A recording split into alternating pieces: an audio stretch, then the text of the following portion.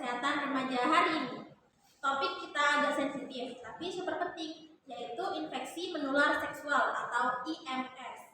Tenang, kita bahasnya santai, no judge, no drama. Hari ini aku nggak sendirian, udah hadir bareng kita narasumber keren dari dunia kesehatan.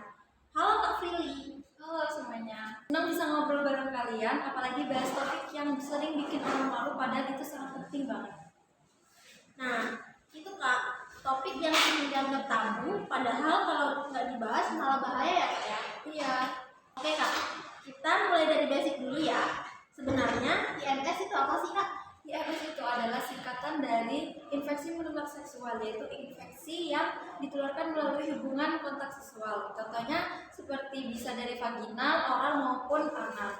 Nah, penyebabnya itu bisa macam-macam, bisa dari virus, bakteri maupun parasit. Contoh penyakitnya sendiri itu ada sifilis, gonore, herpes, terus chlamydia, dan HIV/AIDS. Berarti nggak cuma satu jenis ya Kak? Iya benar, dan yang sering bikin bahaya itu banyak IMS yang nggak langsung nunjukin gejala, jadi orang merasa fine-fine aja padahal gejalanya itu terus berjalan. Wah, itu serem sih Kak. Jadi kita silent tapi nyerang ya Kak? Iya. Yang selanjutnya nih Kak, banyak yang mikir IMS itu cuma buat orang dewasa. Kenyataannya gimana Kak? Untuk kenyataannya remaja juga berisiko ya, karena di usia remaja itu kan rasa penasarannya lagi tinggi, kayak labil gitu kan. Nah tapi kadang nggak dibarengi sama edukasi yang benar. Kadang dapat info dari internet tapi nggak jelas sumbernya gitu ya Kak? Nah betul banget, ditambah lagi kan banyak remaja yang masih malu atau takut ya buat nanya ke orang tua ataupun tenaga kesehatan. Akhirnya nebak-nebak sendiri, padahal soal kesehatan loh guys. Kak, IMS apa aja sih yang sering terjadi di kalangan remaja? Beberapa yang sering terjadi itu seperti chlamydia, gonore, sifilis, herpes, dan HIV. Banyak yang awalnya itu tanpa gejala, tapi efek jangkanya itu sangat panjang dan sangat berbahaya.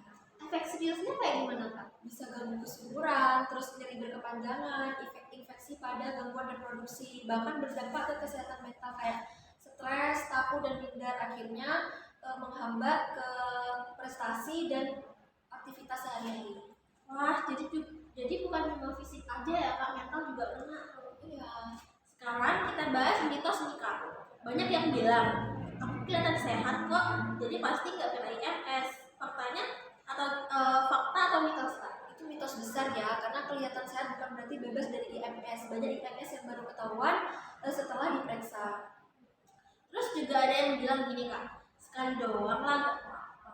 Itu juga mitos ya, sekali doang itu juga tetap beresiko. Oke Besti, catat ya, jangan gampang percaya mitos. Kak, sekarang bagian paling penting nih, gimana sih cara mencegah IMS bagi para remaja? Cara mencegah IMS yang pertama itu adalah punya pengetahuan yang benar. Jangan asal info percaya sama info yang random. Kemudian hindari perilaku beresiko. Ketiga juga menjaga kebersihan diri dan kesehatan reproduksi. Dan yang paling penting jangan takut cek ke fasilitas kesehatan. Berarti ke puskesmas atau klinik itu aman dan rahasia ya Kak? Aman dan rahasia karena tenaga kesehatan itu tidak akan menjudge tapi malah melindungi kita. Terakhir nih Kak, pesan singkat Kakak yang ngena untuk para remaja. Nah, buat kalian semua ingat ya, sayangi sama diri sendiri itu keren. Jadi jaga kesehatan reproduksi itu bukan hal memalukan, tapi bentuk peduli sama diri sendiri. Fix, itu deep banget sih Kak. Makasih banyak ya Kak atas sharing hari ini. Buat kalian semua, jangan lupa sehat itu trendy, cari tahu itu keren, dan jaga diri itu wajib. Sampai ketemu di talk show selanjutnya. Bye bye.